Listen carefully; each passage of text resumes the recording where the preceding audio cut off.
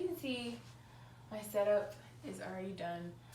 I had some technical difficulties, and I recorded everything, and unfortunately it did not save. So I'm just gonna go through and explain everything I did, and hopefully that will be enough. I apologize for that. But anyway, to start, I'm gonna show you today how to hang a primary and a secondary bag. And the first thing I'm gonna do is check my prescriber's orders, and then I am going to go ahead and gather all my supplies.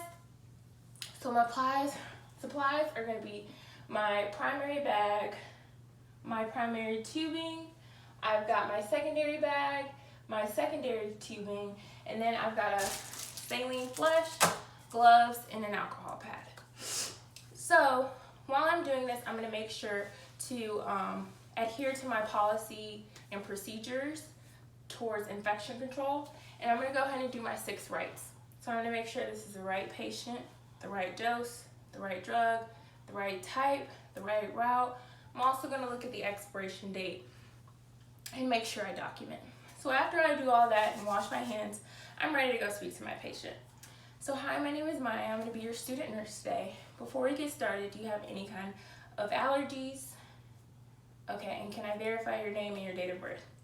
Great. So today I'm going to be hanging a new solution bag for you. It should take me about 5 minutes, and if you have any questions, please let me know. So after I've done that, before all of this, I would make sure, I already said do my 6 rights. So I'm going to go ahead and do my 3rd check at the bedside. So I'm just going to make sure that do my 6 checks again. I'm also going to be looking at this bag. I'm looking at the expiration date.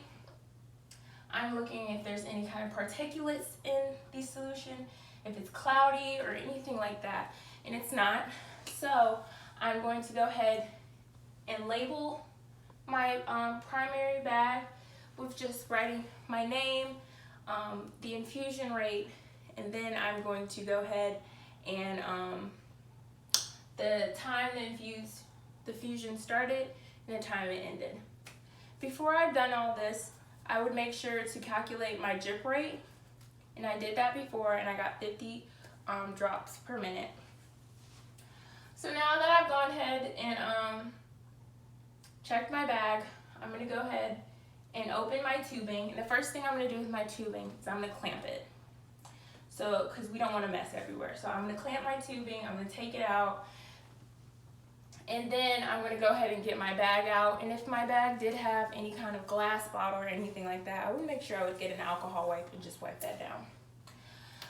So now that I have it out, I would go ahead and make sure not to touch the needle because the needle is sterile. After that, I'm going to go ahead and use some force and punch my bag. And then I'm going to go ahead and hang it. After I've hung my bag, I'm then going to go ahead and flood the chamber, and we're going to go ahead and flush the tubing. So to flush the tubing, I'm going to unclamp it, and then it'll drip. There it goes, so it's dripping. I'm just going to clamp that back. And after I see that there's no kind of bubbles in my tubing or anything like that, I'm ready to go to my patient. So I'm going to wash my hands, I'm going to put on gloves, and we are going to make sure that my patient's IV is still patent. So I'm going to flush it with some normal saline, and what I'm looking for is any kind of swelling. I'm looking for if my patient reports any kind of burning or anything like that. I don't have anything like that, so we know it's good.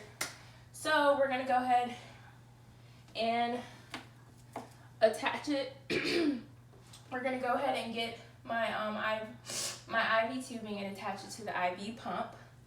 And I'm going to go ahead and set it up per the manufacturer. So I'm going to make sure I put 50 drops per minute. And I'm going to go ahead and attach it to my patient. After I've done that, I'm going to then make sure that I put all the alarms on my IV machine on. I'm going to make sure I come back and check the IV machine about every hour just to make sure it's on the right drip rate. And I'm also at the end of shift. I'm going to see how much fluid has been placed in my patient, and I'm going to write that on the eyes and nose.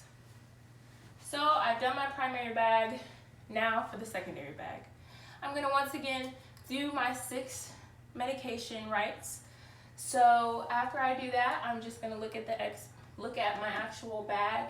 Just make sure there's no particulates, make sure it's not cloudy, anything like that.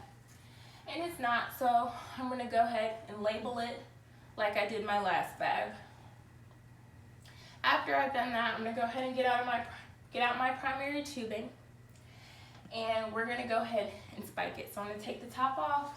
I'm going to hold it, making sure not to touch the tip of the little needle, and I'm going to hold it together, pinch it. I'm going to flood the chamber, and then I'm going to prime it. After I've primed it, I'm going to go ahead and clean the adapter closest to the primary bag with an alcohol wipe, and then I'm going to lower lock it. After I've done that, I'm going to stop the primary tubing, and we're going to go ahead and attach it once again, the tubing to the machine. I'm going to put everything in, and with this machine, once again, I'm going to turn all the alarms on. I'm going to make sure I check it every hour, and then I'm also going to, at the end of the shift, write my eyes and nose. So after I'm done with all of that, I'm going to go and I'm going to document. So I'm just going to document the date, the time, what exactly I did, how my patient tolerated it, the size of the IV catheter, the solutions I put in. I'm going to make sure to document all of that. And that is it. Thank you so much for bearing in with me, and thank you.